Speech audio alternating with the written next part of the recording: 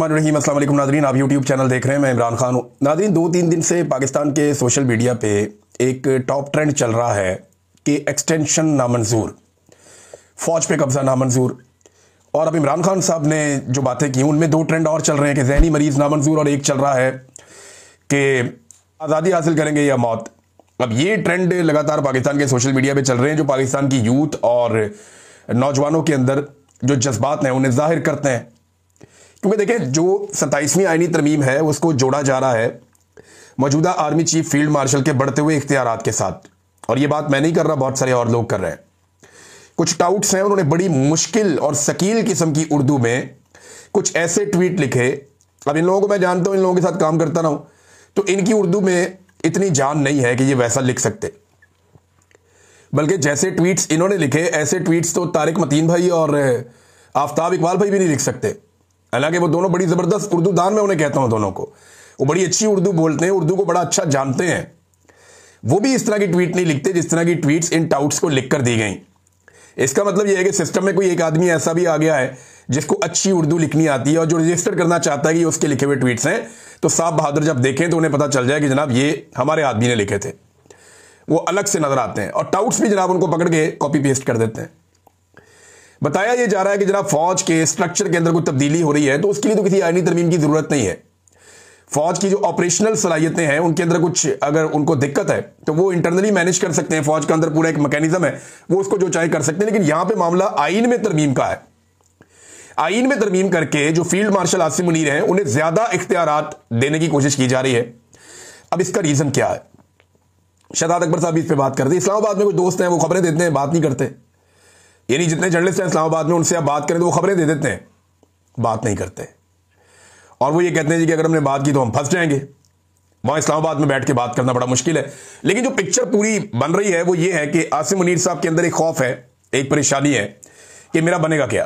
क्योंकि जो कुछ पाकिस्तान में हो गया है ना, जितनी दफा कत्लेआम हो गया, जितना पाकिस्तान में जुल्म हो गया, मजहबी सियासी जमातों के बंदे मार दिए, पीटीआई के बंदे मार दिए, हर एक जगह के ऊपर जुल्म बर्बरियत, जो बलूचिस्तान में खवातीन के साथ किया, जो कबायली इलाकों में नौजवानों और बच्चों के साथ किया, ये जो कुछ भी पाकिस्तान में हो रहा है, एक आर्मी चीफ के ऊपर इसका बोझ तो होगा, ये ऑब्वियस है। वो इसको ठीक समझ के भी कर रहा हो तो उसके ऊपर ये बोझ तो रहेगा। तो अपने आप को महफूज रखने की एक जो जबिलत है इंसान के अंदर, वो तो होती है। इससे पहले वो फील्ड मार्शल बने ताकि ताहयात वो एक मिलिट्री ऑफिसर रहें, उनकी रिटायरमेंट कभी ना हो। क्योंकि जब तक वो इस ओहदे पे रहेंगे, वो सिविलियन कोर्ट्स में जाने की बजाय वो ये मामला उठाएंगे, जी मुझे लेकर जाओ फौजी अदालतों में, तो वह उन्हें प्रोटेक्शन मिल सकती है। तो अब एक नया ओहदा जो है वो भी क्रिएट किया जा रहा है मुबैना तौर पे, और उसके बारे में दावा यह है कि आसिम मुनीर साहब को लामहदूद इख्तियारात दिए जाएंगे फौज को कंट्रोल करने के लिए, और जो सिविलियन के पास फौज का कंट्रोल है मुबैना तौर पे वो भी कम हो जाएगा। अब आप एक नया सिनेरियो देखिए कि ऐसा लगता है कि दुनिया के तमाम ममालिक के पास फौज होती है। यानी दुनिया का जो हर मुल्क है उसके अंदर एक फौज होती है ना, जो उस मुल्क के मुताबिक काम करती है। दुनिया के हर मुल्क के पास, अमेरिका, यूरोप के सारे मुल्क, ऑस्ट्रेलिया, चाइना, रशिया, सबके पास एक एक फौज है। लेकिन पाकिस्तान इस तरमीम के बाद जो पिक्चर खींची जा रही है, अगर वो हो जाता है तो एक ऐसा मुल्क बन सकता है जहां पे एक फौज के पास एक मुल्क होगा। मुल्क के पास फौज नहीं होगी, फौज के बाद एक मुल्क होगा कि जनाब ये मुल्क हमारे पास है, अब हम फैसला करेंगे इसे कैसे चलाना है। देखिए ना, कल वो क्या बता रहे थे कि जनाब सोने के ज़खायर का पता चला है तो आर्मी चीफ को जाके बता दिया गया। क्यों जी? उनका ताल्लुक क्या है सोने के ज़खायर से? उन्हें आर्मी चीफ लगाया हुआ भाई, उन्होंने जाके हिफाजत करनी है दुनिया में पाकिस्तान की। उन्होंने मादनियात नहीं खोदनी, ना ये उनका काम है, ना उनसे ये होगा, ना इसके लिए वो ट्रेंड है, ना इसकी उनके पास तालीम है। बहरहाल ये अब तरमीम जो है वो मुतनाज़ होती जा रही है, बंदे लॉन्च हो रहे हैं तरमीम के लिए। फैसल वाडा लॉन्च हो चुके हैं, MKM लॉन्च हो चुकी है, कुछ और तोहफे जो हैं वो लॉन्च हो गए, कुछ अभी मजीद निकाले जाएंगे, उनको धूप लगवाई जाएगी। जो लोग बिल्कुल पसे पर्दा चले जाते हैं उन्हें निकाल के अपने अपने असासों को लाया जा रहा है कि निकलो भाई, निकल के बताओ कि आईनी तरमीम तो हर हाल में पास करनी है, इसके अलावा तो हल कोई नहीं है। आमिर इलियास राणा साहब बड़े अच्छे जर्नलिस्ट हैं, ये PMLN के बहुत करीब है, क्योंकि नवाज शरीफ साहब के तकरीबन तमाम दौरों में ये उनके साथ रहे हमेशा, और नून लीग की क्योंकि बीट करते हैं तो उन्हें काफ़ी नून लीग के हवाले से आइडिया रहता है। तो उन्होंने भी पोल खोल दिया। वो DG ISPR आकर कहते हैं जी हमारा तो सियासत से ताल्लुक ही कोई नहीं है, कोई ताल्लुक हमारा सियासत का साथ नहीं है।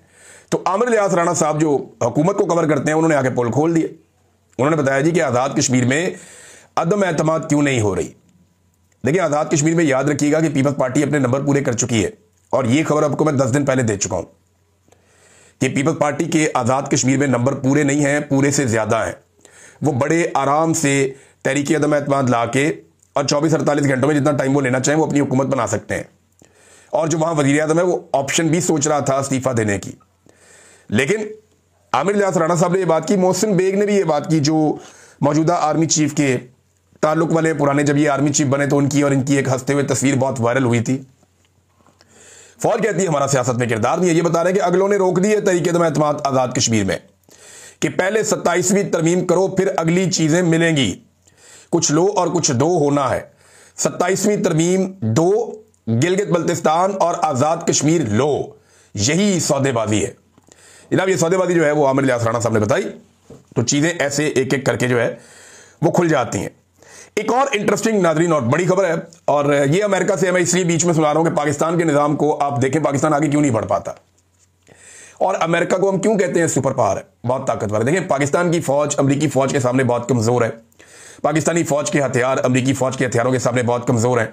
पाकिस्तान का फील्ड मार्शल भी हो तो उसकी अहमियत अमरीकी फौज के सामने क्या होती है, ये आप सब अच्छी तरह जानते हैं। और जिस तरह पाकिस्तानी फौज अमरीकी एस्टेब्लिशमेंट के इशारों को हमेशा मानती है और उसके ऊपर चलती है, ये भी हम सारे जानते हैं। जब वो कहते हैं कि ये मुजाहिद हैं तो हम कहते हैं मुजाहिद हैं, वो कहते हैं कि ये दहशतगर्द हैं तो हम कहते हैं दहशतगर्द हैं, वो कहते हैं कि इसको मारो हम उसको मारते हैं। वो जो हुक्म देते हैं अमेरिकन एस्टेब्लिशमेंट, हम उसके मुताबिक चलते हैं। देखिए ना, इंडिया ने पाकिस्तान पे कितने हमले किए अभी हाल ही में, कितने दिन तक वो कभी मिसाइल मारता था, कभी ड्रोन मारता था, कभी क्या करता था। जैसे ही अमरीकी हुक्म आया पाकिस्तान ने जंगबंदी कर दी, क्योंकि पाकिस्तान ने जैसे ही इंडिया पे अटैक किया अमरीकी हुक्म आ गया, पाकिस्तान रुक गया। हमें भी चाहिए था ना 2-4 दिन फैंटी लगाते जिस तरह वो कर रहे थे, लेकिन हमारी फौज जो है वो अमेरिका का हुक्म फौरन से पहले मान लेती है।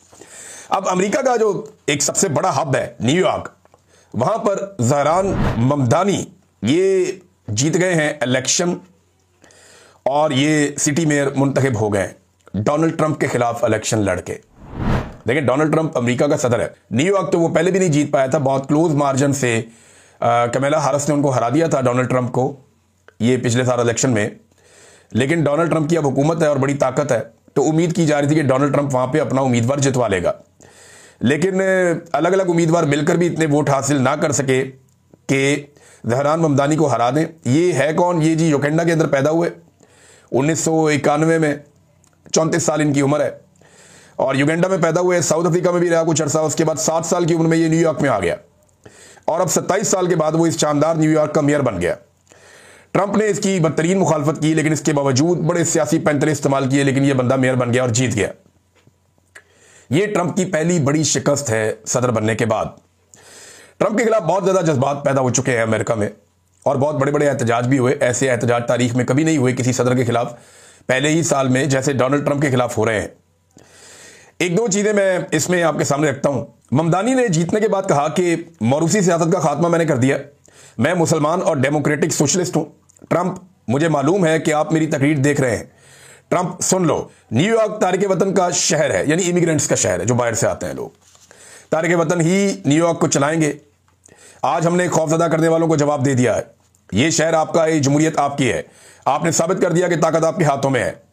मेयर के इंतखाब में जीतने के बाद ज़हरान ममदानी ने यह भी कहा, और यह भी कहा कि अगर तुम हम में से किसी एक के पीछे आओगे तो फिर हम सबको सामने पाओगे, हम सबका मुकाबला करना पड़ेगा तुम्हें, यह भी कहा ममदानी ने। तो एक तो डोनाल्ड ट्रंप और उसके नजरिए को शिकस्त हो गई। लेकिन आप देखेंगे अमेरिका के अंदर ना तो उसका इंतखाबी निशान छीना गया, ना कागजात नामजदगी मुस्तरद किए गए, ना जबरी तौर पे गुमशुदगियां हुई, ना ही इंटरनेट और मोबाइल फोन बंद किए गए, पुलिस का टॉर्चर भी नहीं हुआ, जो वोटर्स के वोट हैं वो दूर दराज इलाकों में मुंतकिल भी नहीं किए गए, गिरफ्तारियां भी नहीं हुई, चादरों और चार दीवारियों का तकद्दुस भी पामाल नहीं हुआ, और बिलाखिर फॉर्म 47 भी यहां पे पाकिस्तान में जारी किया गया था, वो भी वहां पे नहीं हुआ। अब ये बंदा जो है गजा में नस्लकुशी के भी खिलाफ है। अब गौर करें नाज़रीन, पाकिस्तान के अंदर एक आर्मी चीफ की ख्वाहिश के ऊपर पूरी हुकूमत बन जाती है। एक इलेक्शन कमीशन जो है वो पूरा का पूरा इलेक्शन उल्टा के यहां से वहां कर देता है, और जिस तरह के हथकंडे हमने एजेंसियों को इस्तेमाल करते हुए देखे इलेक्शन से पहले, कोई सोच भी नहीं सकता। लेकिन न्यूयॉर्क में डोनाल्ड ट्रंप इलेक्शन लड़ने के अलावा और कुछ नहीं कर सका, कुछ भी नहीं कर सकता। यह है डेमोक्रेसी, जिसकी वजह से अमेरिका सुपर पावर है और हम उसके गुलामों के अंदर से गुलाम है। यह बात सच है, आपको बुरी लगती है तो लगती रहे। इमरान खान ने कहा था कि एब्सोल्युटली नॉट। देखें अमेरिका और उसके गुलामों ने इमरान खान का क्या हाल कर दिया, और आज अमेरिकन पशेमान है कि यार ये क्या हमने कर दिया, लेकिन वो अपने काम निकलवा रहे हैं।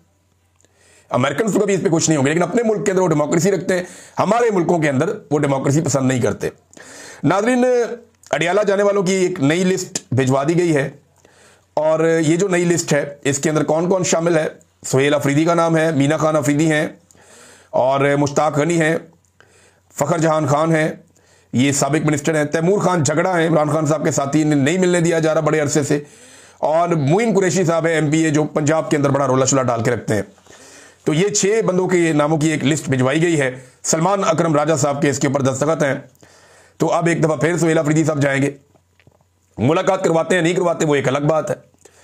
लेकिन सुहेल अफरीदी साहब पार्लियामेंट पहुंचे थे, कौमी असम्बली में, और PTI ने वहां पे एक करारदाद भी जमा करवा दी है कि सुहेल अफरीदी एक वज़ीर आला है, उसकी इमरान खान से मुलाकात नहीं करवाई जा रही। कौमी असम्बली में करारदाद जमा करवाई गई है, और सुहेल अफरीदी ने यह भी कहा कि 17 सीटों वालों को तो यह हक ही हासिल नहीं है कि वो एक आईनी तरमीम कर दें। एक्चुअली तो शहबाज शरीफ और उनकी पार्टी ने 17 सीटें जीती हैं, बाकी सीटें बाकी जमातों ने जीती हैं, और 180 से ज़्यादा सीटें इमरान खान साहब की जमात ने जीती हैं। तो इमरान खान साहब की जमात की ना सिर्फ सीटें कम की गई, वक्तन फवक्तन उनके बंदों को फारिग किया गया, नाअहल किया गया, सीटें छीनते रहे, बल्कि फॉर्म 47 के ऊपर 100 के करीब सीटें बांट दी गई बाकी पॉलिटिकल पार्टीज में। यहां से PMLN ने काफ़ी सीटें हासिल कर ली, और फिर बिलाखिर जो पाकिस्तान तहरीक इंसाफ की मखसूस नशिस्तें थी वो भी दे दी गई। लिहाजा ये जाली जमहूरियत है, और जाली हुकूमत है, और जाली मैंडेट है, और 17 सीटों से इनको 2/3 अक्सरियत तक पहुंचाया गया है। वो बहुत ही हैरान कुन और परेशान कुन है। इस तरह मुल्क नहीं चल सकता, आप जो मर्जी करें ऐसे कभी भी मुल्क नहीं चल सकता। लेकिन ये बजिद है कि जनाब हमने ऐसे चला के दिखाना है। तो मैं आपके सामने एक चीज और रखता हूं कि इन्होंने पाकिस्तान का हाल क्या कर दिया, और इनकी जिदबाजी खत्म नहीं हो रही। ये एक खबर आप देखें कि दावे इनके ये हैं कि जनाब हम $100 अरब वहां से ला रहे हैं, $200 अरब वहां से ला रहे हैं, $10 अरब वहां से ला रहे हैं, $20 अरब वहां से ला रहे हैं। इन्होंने कौम को 150, 200, $250 अरब गिना दिया है। ये भी आ रहा है, ये भी आ रहा है, ये भी आ रहा है। $2 अरब का चूना ये लगा रहे हैं पाकिस्तानियों को कि जनाब आज़रबाईजान से आ रहा है। शहबाज शरीफ साहब हर 2 महीने बाद आज़रबाईजान का चक्कर लगा के आते हैं, पता करें ये चक्कर क्या है। तो अभी तक जो समझ आई है वो ये आई है कि आज़रबाईजान को पाइपलाइन बिछा रहा है पाकिस्तान के अंदर, जिसके ऊपर उसको पैसा मिलेगा बहुत, और ये IPPs के तर्ज का मुआहदा है। वो जब पाइप बिछा देंगे उसमें से तेल गुजरे या ना गुजरे, उसको इस्तेमाल करें या ना करें, आपने आज़रबाईजान को पैसा देना ही देना है, उसका आपने उसका रेंट पे करना ही करना है। ये IPPs के तर्ज का एक मुआहदा शहबाज शरीफ साहब कर रहे हैं आज़रबाईजान में कंपनी के साथ। ये बार बार आज़रबाईजान लेने क्या जाते हैं, इनके बच्चे भी साथ जाते हैं। कहीं इस कंपनी में इनके शेयर्स तो नहीं है, कहीं ऐसा तो नहीं है कि इस कंपनी के पीछे यही लोग बैठे हों, या इस कंपनी के पीछे एक और कंपनी हो जिसके अंदर ये बैठे हों। भारत आज़रबाईजान नस नस के जाते हैं शहबाज शरीफ साहब, और फिर जा रहे हैं आज़रबाईजान एक मरतबा। तो इन्होंने बड़े दावे किए जनाब इन्वेस्टमेंट आ रही है। अभी जो जरदारी साहब है वो कतर के दौरे पे हैं, जनाब इन्वेस्टमेंट आएगी, इन्वेस्टमेंट क्या आएगी, ये खबर आप पढ़ें, और ये बहुत फैली हुई है हर तरफ। मैं आपको उठा के siyaasat.pk से सुना रहा हूं। गैर मुल्की बराह रास्त सरमायाकारी को मुसलसल धचके, कतर के अलसानी ग्रुप ने पोर्ट कासम पावर प्लांट में हिस्सेदारी बेचने का इंदिया दे दिया। उन्होंने पोर्ट कासम के 1320 मेगावाट कोयले से चलने वाले बिजली घर में अपनी 49% हिस्सेदारी फरोख्त करने का इरादा जाहिर किया है। अब आप अंदाजा करें, ये $1 अरब से ज्यादा पैसे हैं उनके, कतर के। आप दुनिया से पैसे लेने जाते हैं, दुनिया अपने पैसे निकाल रही है। वजह यह है कि दुनिया को नजर आ रहा है, उन्हें यह पता है कि जनाब पाकिस्तान में उनका माल डूब जाएगा, क्योंकि जुनूनी किस्म के लोग जो है पाकिस्तान पे मुसल्लत किए गए हैं। ये किसी भी पागलपन के चक्कर में किसी के कहने के ऊपर किसी जंग में भी उतर सकते हैं। लिहाजा लोग जो है वो अपना सरमाया निकाल रहे हैं पाकिस्तान से। इससे पहले आप देखें ना, फाइजर चली गई, एली लिली चली गई, Shell, Total, Telenor, Uber, Careem, बेशुमार कंपनियां पाकिस्तान से पहले जा चुकी हैं। पाकिस्तान को छोड़कर अपना सरमाया उन्होंने निकाल लिया, और अब ये